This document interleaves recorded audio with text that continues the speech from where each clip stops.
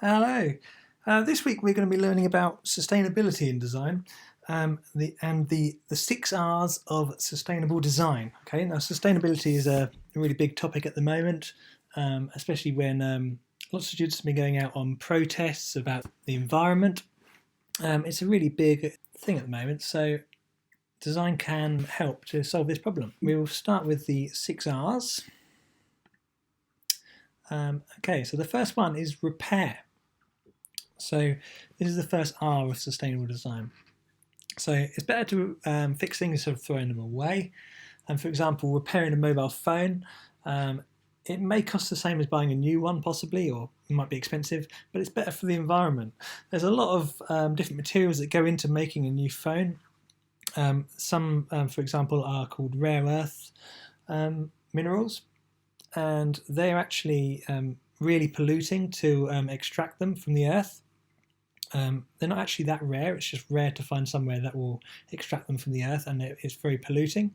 So if you buy a new mobile phone, those have got to be mined, and it's going to be it's going to be very polluting for the environment. So it's always better to, if your phone screen breaks, it's always better to replace it than to just buy a new phone. Manufacturers can still make profit by selling replacement parts, so this can be better just to make money from selling parts than just constantly making new products. So that's the first thing we can do. I think everyone can do that, repair their products instead of buying new ones all the time. The second R of sustainable design is to reuse. So customers can extend a product's life by passing it on or using it again. So letting someone else use it instead of to use the phone as another example. When you've finished using it, or maybe you've got a new one on a contract, don't just put it in a drawer. Pass it on to somebody else so they can use it. And reusing products such as the skateboard table deck down here. If the skateboard deck there is worn out, it can be reused to make a table. And this can sometimes be called upcycling. Another example written here, an old car tyre to make a swing. These footballs used as planters, or bottle used as a planter. Something I've used a bottle for recently is to make a funnel. I needed to make a funnel, so I cut a bottle in half. That's another example of reusing something. The third R of sustainable design is to recycle. Now, everyone knows about this. We do it a lot in school. We recycle plastic bottles and we recycle a lot of paper. So it means we don't need to extract so much new materials from the earth, or with paper, we don't have to cut so many trees down. Those materials are going to be reused and put back into new products. This is an example of the recycling logo. I'm sure you'll have seen this on different products. That means they can be recycled. And we'll move on to the fourth one, Rethink. So this one's a bit different. This one's sort of rethinking the way we do things. So do we make too many products? Do we really need a new phone every couple of years? Should they be made to last for longer? That's the sort of thing, rethinking the way we do things. Designing in a way that considers people and the environment. So this bit here about designers, really. You should think about your design carefully. You might be able to make a product in a different way, such as a radio that you wind up instead of using batteries. So that would be good. It would reduce the amount of batteries that needed to be provided, and also the transport for getting those batteries to you, and the waste. So that's a good idea. So this is, just all about rethinking the way we do everything. Okay, I think we'll move on. Reduce. So reducing the amount of stuff we buy and use. So making long-lasting, durable products, such as rechargeable batteries, that reduces the number of products that we need to buy. It also means that manufacturers can cut down on energy use and transport. So similarly, I've just mentioned those things on the last slide, but just trying to reduce the amount of things we buy and looking after the products that we have. That can obviously cut down the amount of new products that have to be made and the amount of materials that have to go into them. And the final R is to refuse. So the example here was plastic bags, but now shops don't give out plastic bags. So this kind of has worked. So it's reduced the amount of plastic that we get through every day. So if you refuse to buy a product if you think it's wasteful, for example, if it has lots of unnecessary packaging, if it's travelled a long distance around the world to get to us, or if it will be inefficient or costly to run.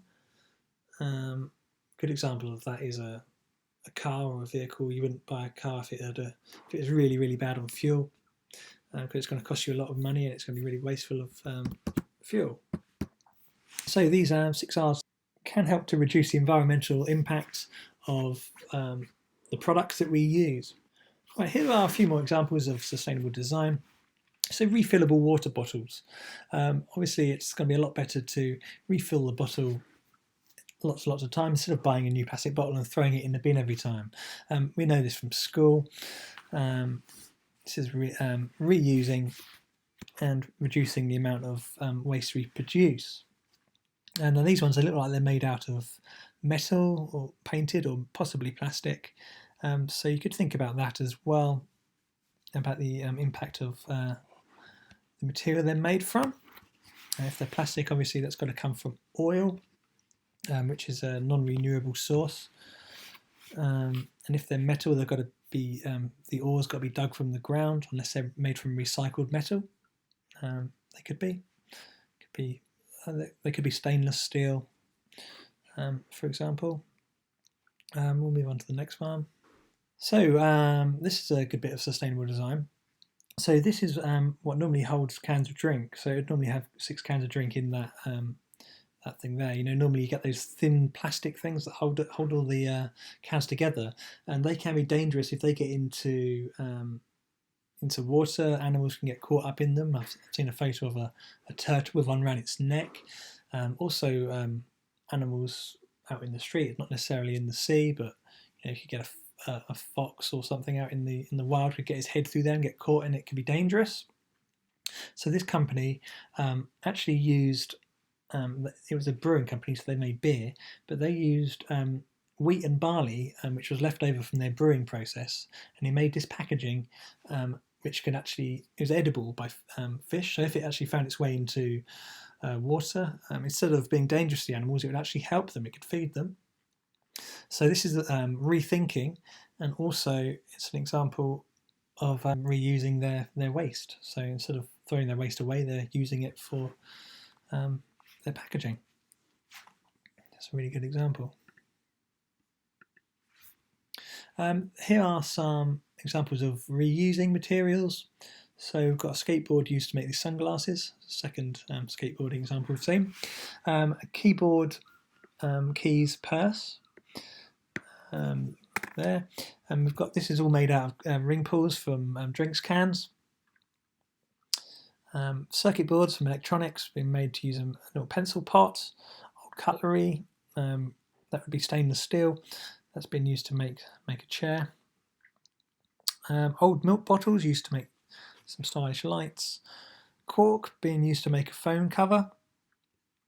And some bags which have been made from old sweet wrappers. So there's all sorts that can be done with reusing old products as well. So this is what I want you to do. I want you to connect the R's with the explanations on the side here. It shouldn't be too difficult. You could always flick back through the video to help you. And I've got another couple of questions which are on the SLG which I want you to answer as well. Okay, so got some different things to think about sustainability and sustainable design. All right, I hope to see you all soon.